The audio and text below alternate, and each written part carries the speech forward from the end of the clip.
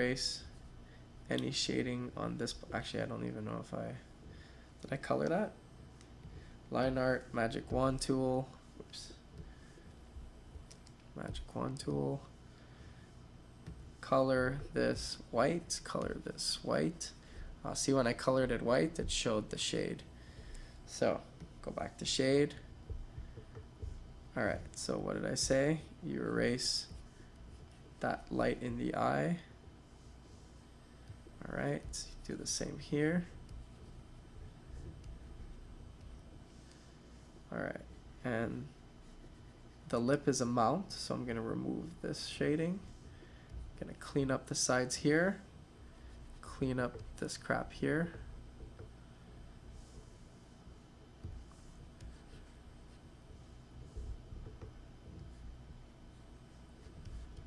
If there's kids watching, sometimes I swear, so I'm sorry in advance. So this is just basic cleaning up for now. Now the reason I'm not speeding this up is because there's going to be something important coming up that I'll have to explain. Okay. Once you have that down, in Pokemon style, the shading is actually done in a specific way, okay? What you need to do is grab an eraser brush, which I just clicked as a shortcut, so you probably didn't see the difference between, look at here, this and this. The difference is really is the density. Density is your opacity of the eraser. The opacity, if you reduce it, you'll be able to remove a bit of the shade. And you do that for all the ends of the shade. And this is a very classic shade method that Ken Sugimori uses. And you want to use it on everything you've shaded.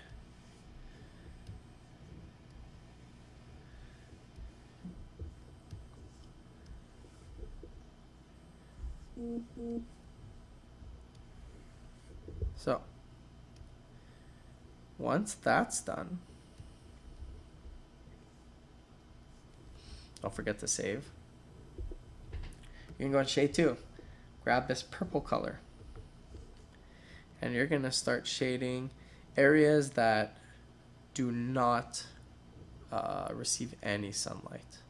So this will be a better part of the mouth and maybe the tail. Don't go crazy with this because it's a pretty dark color and you don't want to make your drawing look really awkward. Then just erase it a bit.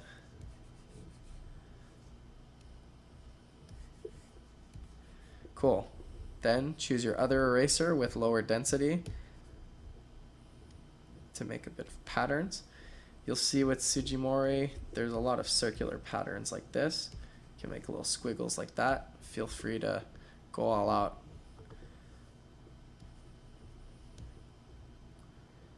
Cool. Okay. That's it for shading.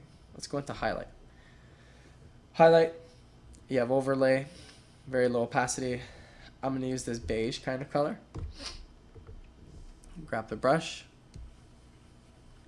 And you are going to color areas where the light is touching. So these gills are receiving some light. Maybe the top of here, some of his fingers. I like doing the eyes here as well. Maybe I'm gonna erase this because it's not gonna show here, but anyways. And then maybe a bit of light running down his hands. Okay, and then similar to the shade, you're gonna choose that eraser and you're gonna do little circle stuff.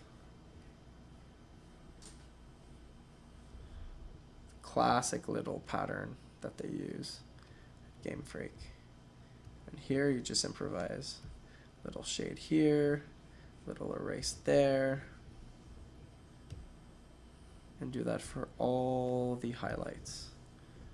Here. Even the eyes. very thin erasing here. And after this, you're kind of almost done.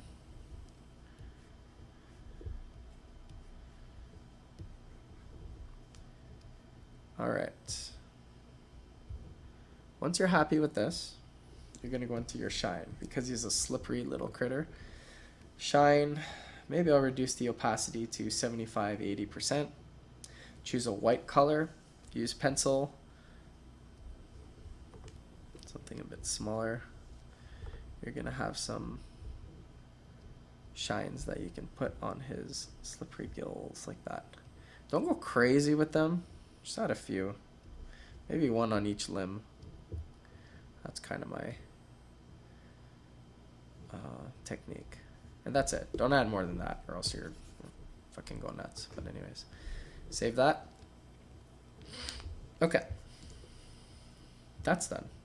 What I'm going to do next is I'm going to close Paint Tool Sai. Going to go open, I don't even know what I called this.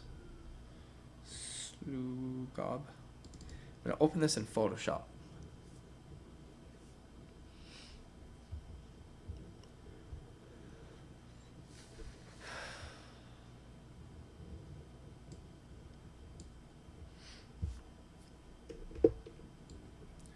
Photoshop, this is just for the last details. So, texture, which is clipped to everything else. I'll use a dark, dark, dark blue. Any type of brush you want, depending on what type of pattern you want to use. I'll reduce the opacity a bit, because I'm just going to add some funky splashes. I'm not really doing anything specific. I'm just guessing, putting some splashes around. But this will do it. It'll give it a bit of charm, a bit of texture, okay? Then you go here. In your mode, you choose multiply. Opacity, you want to keep it under 10%. Or else it's going to show too much. And that's it. It's a very, very, very small or low visible texture. Then what I'd like to do in Photoshop is shift all these guys from line art to color, put them in a folder. Okay, sketch layer didn't use, gonna delete it. Background, choose white, paint bucket, color background white. It'll check if I missed any spots as well. Splash. All right, these splash brushes I used before for the texture, I downloaded from Google. I think they're called watercolor brushes and they're free. You can just download them. So I use this for the background. And the colors, what I do is I download this Pokemon types. I go to water, take a sample of the watercolor, go back here, and I do a bit of background. That's all. Something like that. Blah blah blah. Just to make it cool. The reason I do this is, well, you'll see. Go in group.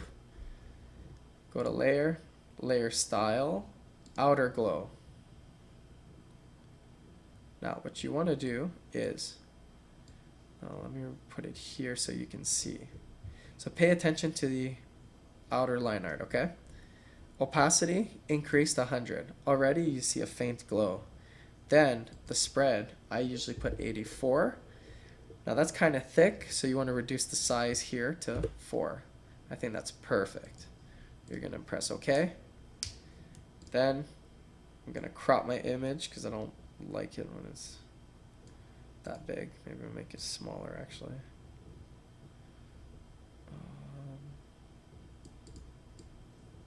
But lower. Yeah, that's good. Crop that. Control D, deselects. Save that shit. And you're done. So leave comments below. I'll try to get back to you. and hopefully we can draw more Pokemon together. If you like this, share a like, subscribe, share the video, and hopefully I'll do more if there's a good reception. I know a lot of you have asked for this tutorial, and this is basically it, really. Once you get that line art down, which I find the most difficult, the style of Pokemon, trying to replicate the shapes and the eyes and stuff like that, I find the hardest. The coloring, the shading, that's just practice with whatever software you use. That comes pretty naturally. So, thanks again. See you next time.